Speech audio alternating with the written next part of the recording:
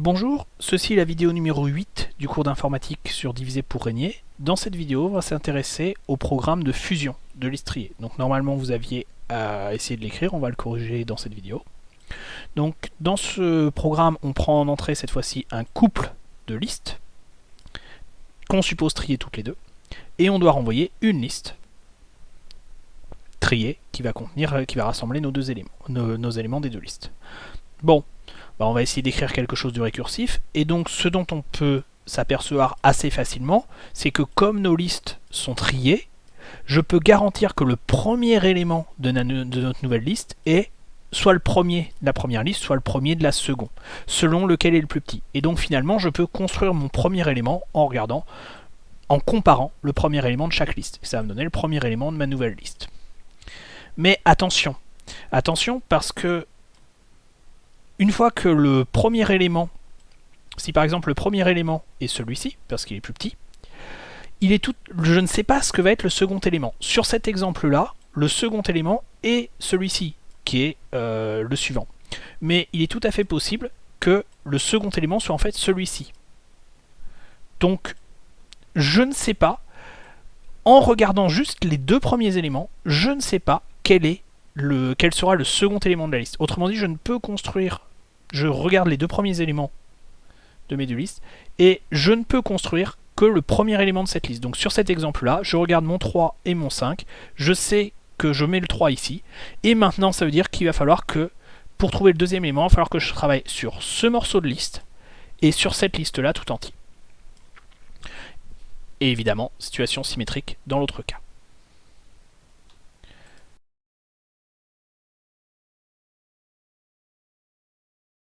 Donc maintenant, au niveau de l'écriture,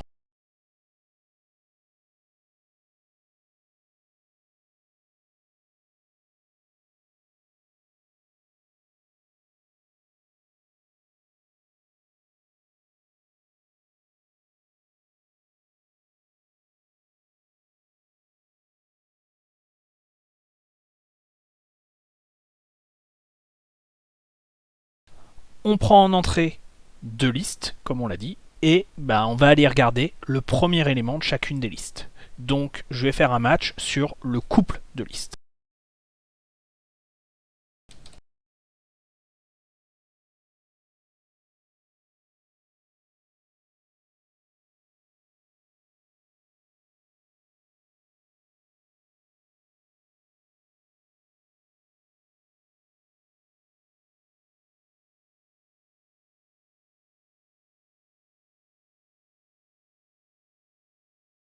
Donc en faisant ce match-là, j'ai isolé la tête de chaque liste qui s'appelle respectivement T1 et T2, et on a dit qu'il fallait regarder lequel était le plus petit entre T1 et T2. On y va.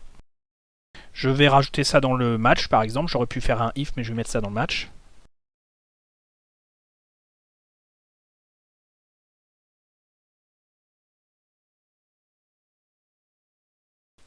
Dans ce cas-là, T1 est strictement plus petit que T2, donc on a dit que c'était T1 qui allait en tête. Et la suite, si je reprends mon schéma, on a dit que en fait la suite on l'obtenait en faisant la fusion de la fin de la première liste et de la seconde liste entière. Donc cela nous donne T1 suivi de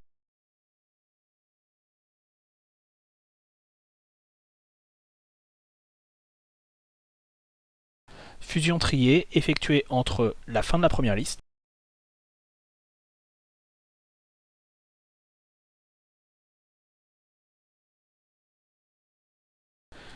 entre fusion triée entre la fin de la première liste et la liste 2 entière. Je fais maintenant l'autre cas, celui où T1 va être supérieur ou égal à T2.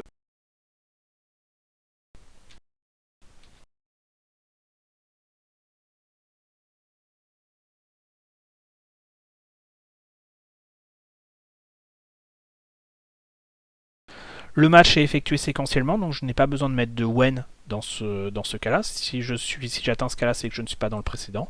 Et cette fois-ci, je fais le contraire. Je mets T2 en tête.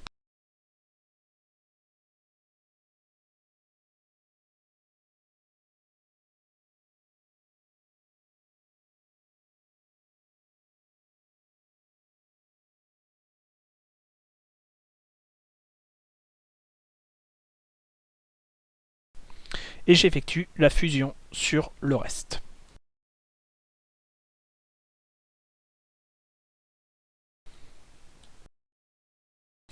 Il reste le cas terminal à traiter.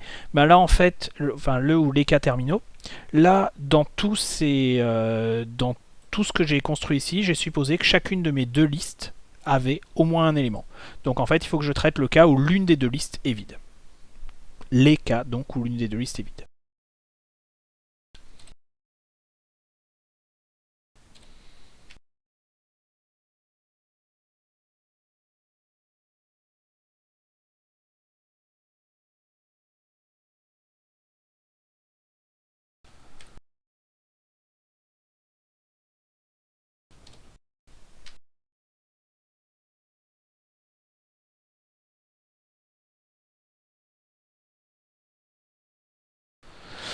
C'est assez simple, si l'une des deux listes est vide, ben finalement, faire la fusion, c'est juste renvoyer celle qui n'est peut-être pas vide.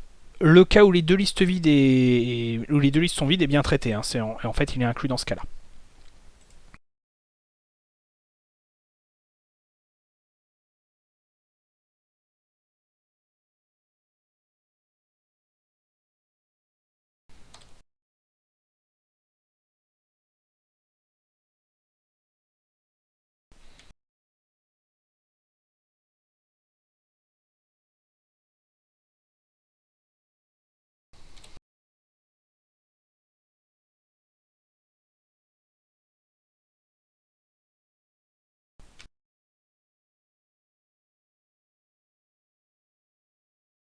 Voilà, on a bien le résultat cherché.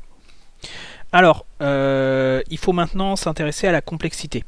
La complexité, alors je n'ai pas parlé de la complexité de la partition dans ma vidéo précédente, j'ai oublié de le faire. La partition, on voit bien qu'à chaque étape de la récursivité, on retire deux éléments à la liste. Donc en fait, je vais avoir une étape de récursivité tous les deux éléments. Un appel à la fonction récursive tous les deux éléments. Donc je vais avoir un nombre d'appels récursifs proportionnel au nombre d'éléments dans ma liste d'entrée. Et comme là tout ceci se fait en grand taux de 1, j'ai une complexité en grand taux de n, où n est la taille de la liste d'entrée. Ici c'est un petit peu plus compliqué pour la fusion triée. Ce dont je m'aperçois, c'est que à chaque fois que je fais un appel récursif, j'ai diminué la taille d'une de mes deux listes de 1. Donc en fait, il faut que pour étudier la complexité de fusion triée, il faut que je l'écrive en fonction de la somme des tailles des listes. Donc en fait, je vais appeler n la somme de la taille de la première et de la taille de la deuxième. Dans ce cas-là, je m'aperçois que j'ai dans l'appel récursif, une comparaison qui est effectuée. Si je compte en nombre de comparaisons, j'effectue une comparaison et je me ramène un appel récursif avec deux listes qui, au total, contiennent un élément de moins. Soit dans ce cas-là, soit dans ce cas-là. Donc je vais avoir un nombre de comparaisons égal ou inférieur ou égal à la somme des tailles des deux listes. Inférieur ou égal puisque je peux m'arrêter avant que mes deux listes soient vides. Donc je vais avoir un nombre de comparaisons inférieur ou égal à la somme des tailles de mes deux listes. Donc c'est bien la complexité que j'ai annoncée en grand taux de n. Ça c'est si je compte en nombre de comparaisons. Si je compte en nombre d'opérations de façon un peu plus large, là je suis en train de faire de l'extraction, là je suis en train de faire de la construction, mais toujours est-il que j'ai un nombre, lors d'un appel récursif, j'ai un nombre constant d'opérations.